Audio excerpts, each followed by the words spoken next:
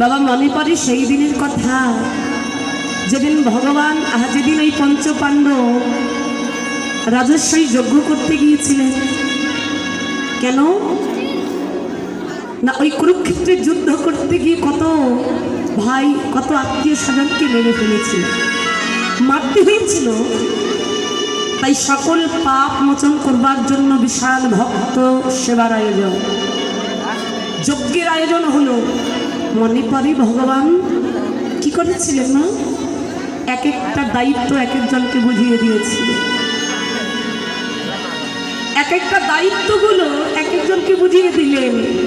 ভীমকে ডেকে বললেন, ভীম তুমি নেবে সেবা পরিবেশনের দায়িত্ব। দেখুন কাকে কি দায়িত্বটা দিতে হয় ভগবান তাকে সেই দায়িত্বটা বুঝিয়ে দিলেন। যুধিষ্ঠির একবার বলেই ফেলেছিলেন যে কৃষ্ণ শাখা যে খাওয়া ছাড়া সেবা ছাড়া কিছু বোঝে না, যে অন্যের খাবারটাও কেড়ে খেতে চায়। মানে বাকি চারটি ভাইয়ের ক্ষুধা নিবারণ হলো কিনা সেদিকে যার লক্ষ্য নাই, তুমি তাকে দিচ্ছ সেবা পরিবেশনের দায়িত্ব, সে তো নিজেই সব খেয়ে সাবার করে দেবে। বললেন না, যে বেশি খায় যে বেশি খেতে ভালোবাসে তাকে তুমি সেবা পরিবেশনের দায়িত্বটাই দাও। কেন, যখন সে নিজে সেবা পরিবেশন করবে, পরিবেশন করতে করতে নিজের খাওয়ার কথাটাও তার আর মনে থাকবে না। বেশ বুঝলাম। দুর্যোধনকে দিয়েছিলেন হিসাব নিকাশের দায়িত্ব। যে কপট, যে চতুরতা করে সর্বদা নিজের দিকে সম্পদ লুট করার চেষ্টা করে, যে চোর, যুধিষ্ঠির বলেছিলেন তাকে তুমি হিসাবের দায়িত্ব দিলে। সে তো সব হিসাব গড়বড় করে কি করবে, সব নিজেই চুরি করার ধান্দা করবে, তুমি তাকে সে দায়িত্ব দিলে। তা ভগবান বলেছিলেন, যুধিষ্ঠির শোনো, যে চোর, চোরকে যদি ধন পাহারা দেওয়ার কথা বলো বা দিতে দাও, চোর মনে মনে ভাববে কি জানো, সবাই জানি আমি চোর। এই সম্পদের যদি একখানাও 19-20 হয়ে যায়, মানে কমে যায়, তাহলে সবাই বলবে আমি চুরি করেছি, কারণ সবাই জানি তো আমি চোর। চোরকে যদি তুমি ধন সম্পদ পাহারা দেওয়ার দায়িত্বটা দাও, ওই ধন কোনোদিন কমে না। তবে এক একজনকে এক একটা করে দায়িত্ব দিলেন। পরিশেষ যখন কৃষ্ণ তন্ন ভগবানকে বলা হয়েছিল, শাখা সবাইকেই তো দায়িত্ব দিলে, তা তুমি কি দায়িত্ব নিলে বলো। বাবা সবাই জানি সেদিন ভগবান কি দায়িত্ব নিয়েছিলেন। প্রথম দায়িত্ব, যুধিষ্ঠির এই যজ্ঞে যারা যারা আসবে, আমার যত ভক্ত আসবে এই যজ্ঞে, আমি যজ্ঞের বাহির দরজায় দাঁড়িয়ে একটা জলের পাত্র নিয়ে দাঁড়িয়ে থাকবো। যত ভক্ত এই যজ্ঞে আসবে, আমি নিজের হাতে ওই ভক্তের চরণ ধৌত করে চরণ মুছাই দিব। এই দায়িত্বটা কেবল আমার নিতাই গৌর।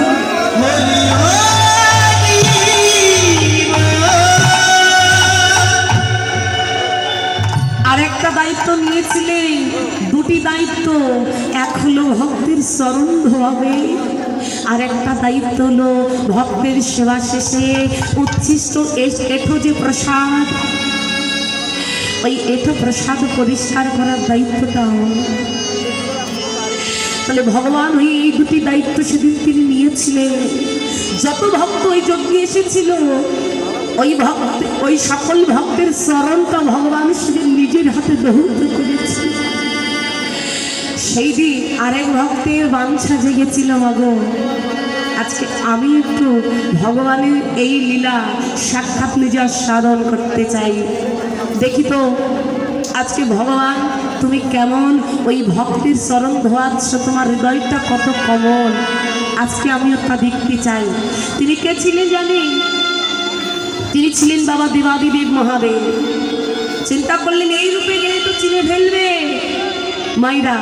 সেই দিন মহাদেব কুকুরের রূপ ধারণ করে ওই যজ্ঞে প্রবেশ করেছে।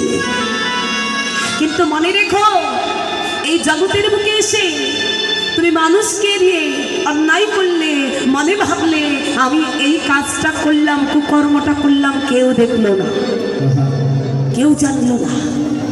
কিন্তু মনে রেখো, জগতের মানুষকে তুমি ফাঁকি দিলে দিতে পারো, এই জগতের মানুষকে ফাঁকি দিলে তুমি দিতে পারো, কিন্তু যিনি সর্বদা আমাদেরকে দেখছেন, যিনি পরমাত্মা রূপে আমাদের ভেতরে সবার ভেতরে আছেন, তাকে কোনোদিন ফাঁকি দেওয়া যায় না মা।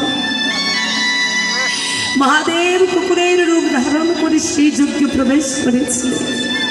ভগবান দরজায় দাঁড়িয়ে আছে, ভক্ত আসলে চরণ ধোয়াবে তাই।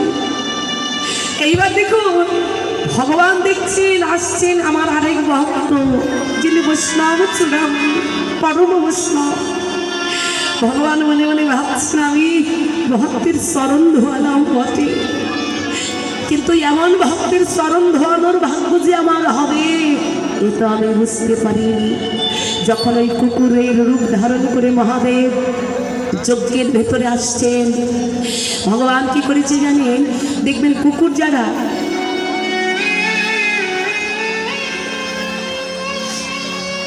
যারা হয় মা গো, দেখবেন বাড়ির দরজাগুলো বন্ধ করে দেবেন, কিন্তু কোথাও যদি একটু ফাঁক পায় ওই ছোট্ট একটা ফাঁক দিয়ে কিন্তু ওরা কি ঢুকে যাবে বাড়ির ভিতরে। এখন ভগবান দেখছেন দাঁড়িয়ে আছে, পা দুটো ফাঁক করে দাঁড়িয়ে আছে। কুকুররূপী মহাদেব চিন্তা করছেন যে ভগবানের এই দুটি চরণের ফাঁক দিয়ে আমি যজ্ঞের ভেতরে প্রবেশ করব। ভগবান আজকে আমাকে ধরতেও পারবে না, আমি আমার কৃষ্ণকে ধরা দেব না, আমি ওই পায়ের ফাঁক দিয়ে প্রবেশ করবো যজ্ঞের ভেতরে। কিন্তু ভগবান মনে মনে ভাবছি মহাদেব আমি চরণ দুটো ফাঁক করে আছি এই জন্যই যে আমি যদি তোমাকে সামনে দিয়ে জায়গা দিই তুমি শ্মশান যেতে চাইবে না, কিন্তু ফাঁক পেলে তুমি ঠিকই প্রবেশ করার চেষ্টা করবে। ভগবান চরণ দুটো ফাঁক করে দিয়ে দাঁড়িয়েছি। এবার মহাদেব কুকুর রূপে যেই না যজ্ঞের ভেতরে ওই ভগবানের দুটি পায়ের ফাঁক দিয়ে ঢুকতে গিয়েছে, যেই না মাথাটা ঢুকিয়ে দিয়েছে, অমনি ভগবান দুটি চরণ দিয়ে তার মাথাটা খুব ভালোভাবে চেপে ধরেছে। এবার কুকুর রূপে মহাদেব না পারে যজ্ঞের ভেতরে প্রবেশ করতে, না পারছে নিজেকে ছাড়াতে, চিৎকার করে বলছে প্রভু আমাকে ছেড়ে দাও, আমাকে ছেড়ে দাও, তুমি আমাকে ছেড়ে দাও। ভগবান বলছে মহাদেব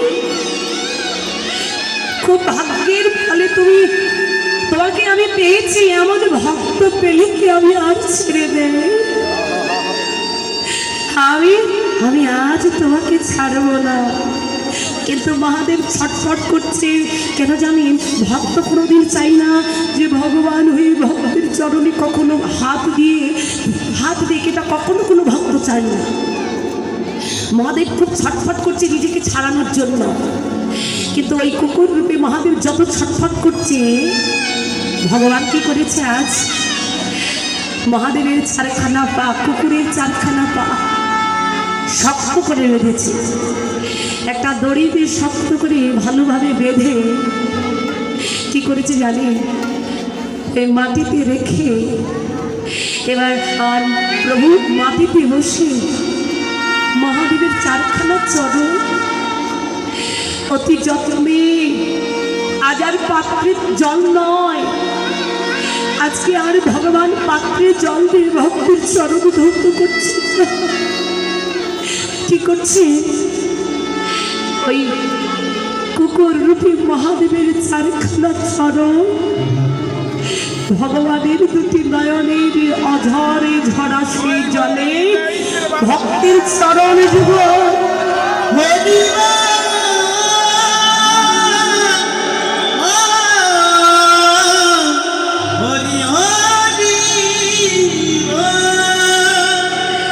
চারখানা চরণ যত্ন করে ধরে নদীর জলেও নয়, পুকুরের জলেও নয়, কোনো পাত্রের জলে নয়, আজকে কি করছে মা?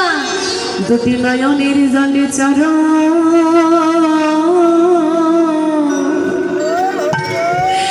ভগবান আমার ধোয়ায়ে দিয়ে